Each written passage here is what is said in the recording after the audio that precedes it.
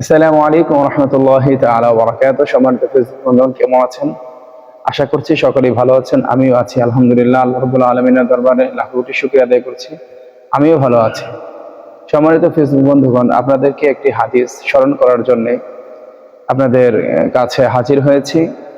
হাদিসটি অত্যন্ত গুরুত্বপূর্ণ এবং জরুরি এবং অত্যন্ত ফজিলতপূর্ণ। হাদিসটি আবু দাউদ শরীফের হাদিস, মুসলিম শরীফের মধ্যে এই হাদিসটি এসেছে। আল্লাহ নবী সাল্লাল্লাহু আলাইহি ওয়াসাল্লাম ইরশাদ করেছেন, তোমরা যারা কোরবানি করো তাদের জন্য এই হাদিস, এবং যারা আমরা কোরবানি করতে পারছি না তাদের জন্য এই ফজিলতটা আল্লাহ তাআলা বরাদ্দ করে রেখেছেন।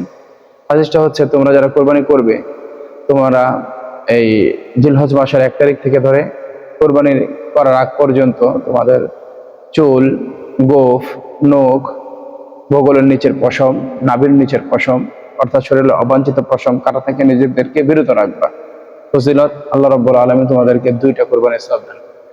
একটা কোরবানি করার সওয়াব, আর একটা এই সমস্ত আমল করার সওয়াব, অর্থাৎ চুল কাটা, নখ কাটা, গোফ কাটা এবং শরীরের অবাঞ্ছিত পশম কাটা থেকে যে বিরত রেখেছ, এই জন্য আলাদা একটা কোরবানির সওয়াব দান করবে। অর্থাৎ ওই ব্যক্তিকে আল্লাহ রাব্বুল আলামিন 2টা কোরবানি করার সওয়াব দান করবেন।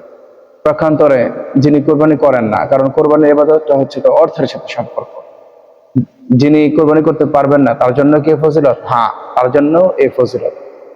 হযরত আব্দুল্লাহ ইবনে আমর রাদিয়াল্লাহু তাআলা আনহু, আব্দুল্লাহ ইবনে আমর রাদিয়াল্লাহু তাআলা আনহু বলেন, এক সাহাবী আল্লাহ নবীকে জিজ্ঞেস করলো, আল্লাহ নবী, আমার তো সে সামর্থ্য নেই কোরবানি করার, তাহলে আমাদের জন্য কি হুকুম রয়েছে? আল্লাহ নবী বলতেছেন, হে আমার সাহাবী, তুমিও তোমার চুল, নখ, গোফ এবং শরীরের অবাঞ্ছিত পশম কাটা থেকে বিরত রাখো। আল্লাহ রাব্বুল আলামিন তোমাকেও একটি পরিপূর্ণ কোরবানির সওয়াব দান করবেন। সুবহানাল্লাহ! আল্লাহ রাব্বুল আলামিন কতটা দয়ালু, মেহেরবান, রহমানুর রহিম। এজন্য আমরা যারা কোরবানি করছি তারাও এই চুল কাটা, নখ কাটা এবং শরীরের অবাঞ্ছিত পশম কাটা থেকে বিরত থাকবো। যারা আমরা কোরবানি করতে পারছি না তারাও ইনশাআল্লাহ চুল কাটা, নখ কাটা, গোফ কাটা এবং শরীরের অবাঞ্ছিত পশম কাটা থেকে বিরত থাকবো। এটা কবে থেকে কাটতে হবে বা এই আমলটা কবে থেকে শুরু হবে? এই আমলটা শুরু হবে হচ্ছে জিলহজ মাসের 1 তারিখ থেকে। আজকে জিলহজ মাসের জিলকদ মাসের হচ্ছে 28 তারিখ, অর্থাৎ রোজ মঙ্গলবার। আগামীকালকে হচ্ছে বুধবার, 29 তারিখ।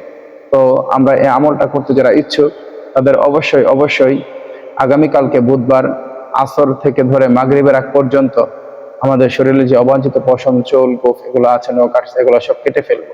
কেটে ফেলে এর পরবর্তীতে জিলহজ মাসের 1 তারিখ থেকে 10 তারিখ পর্যন্ত আমরা এই চুল কাটা, নখ কাটা, গোফ কাটা, শরীরে অবাঞ্ছিত কাটা থেকে বিরত থাকবো।